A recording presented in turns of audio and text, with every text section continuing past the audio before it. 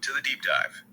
Today we're digging into a specific source, the book Iron Will, a journey through Mike Tyson's triumphs and trials. That's right. And our goal here is to really pull out the key insights from this book about, well, his whole journey from a pretty troubled kid to heavyweight champ and, everything after. Looking at the highs and the lows that really made him who he is. Exactly. The triumphs and the trials. So to get that picture, we got started at the beginning, right? Brownsville, Brooklyn. Yeah, the book paints a picture of a really tough environment. You might think, okay, that's where the fighter comes from immediately.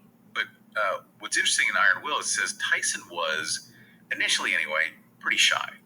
Introverted even. Right. Gets bullied, apparently. And the book mentions it was partly, kind of surprisingly, because of his high-pitched voice back then and his build. Which is not the image you have later, obviously. Not at all. And it suggests those early experiences, that vulnerability, maybe didn't just, defeat him, but actually spark something. Well, the streets became where he had to prove himself. And the book points to this specific moment. Around age 10, he gets caught stealing. Okay. But instead of just being trouble, the book frames it as this moment that, galvanized him. He started to focus that energy, learn how to fight seriously. It's intense. But amidst all that roughness, the book brings up this other side. Pigeons. Ah, yeah, the pigeons. Spends hours with them on rooftops, apparently, caring for them. It's such a contrast, isn't it? Like this quiet, almost gentle thing against that harsh background. Shows another dimension, maybe? Absolutely. Those moments were there. But the real shift, according to the book, happens when he ends up at Tryon School for Boys, a reform school. Okay, and that's where he meets someone important. Crucial, yeah. Bobby Stewart. He was a counselor there, but also a former boxer. Oh, okay. And Stewart, the book says, saw something, beneath the surface. He saw that raw potential and formally introduced Mike to boxing. So Stewart kind of starts channeling that aggression. He gives it an outlet, yeah. But then Stewart makes the next big connection. Which leads to Cuss D'Amato. Exactly, up in Catskill, New York.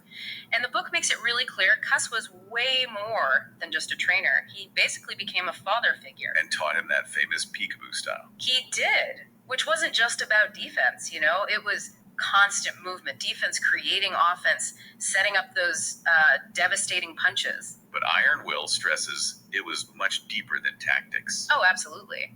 Cuss brought discipline, like a really strict routine, totally different from the chaos Mike knew before. And values, too. Yeah, respect, humility.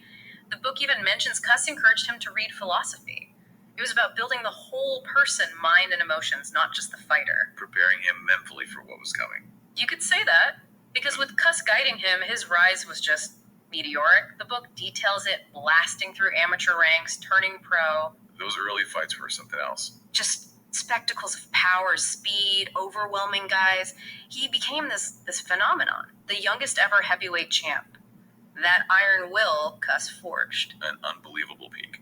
But the book obviously doesn't stop there. It dives right into the pressures, the trials that came with that fame. Right, global icon status hits, but so do the personal challenges, big time. The controversies outside the ring, legal troubles, personal stuff. It started to look a bit like the chaos from his youth creeping back in, didn't it? Even at his peak. Yeah, it's like the book shows that discipline from Cuss was always in this battle with these other, maybe older forces in his life. That's where the Triumphs and Trials title really clicks, I guess. The intensity of it all led to huge downfalls, too. Navigating those extremes in public. Tough. Extremely tough. So wrapping this up, what have we seen from this deep dive into Iron Will? It's a life marked by incredible natural talent, yeah, but shaped so powerfully by those early mentors. Definitely. Followed by that explosive rise and then these massive challenges in the ring and out. You go from that shy kid in Brownsville, finding comfort with pigeons. Finding structure with Bobby Stewart. Being totally forged mentally and physically by Cuss D'Amato. To becoming this global icon dealing with intense scrutiny, personal demons. It's quite a complex story the book tells. Resilience, vulnerability, it's all in there. And it's important. The book points out his story didn't just end with boxing.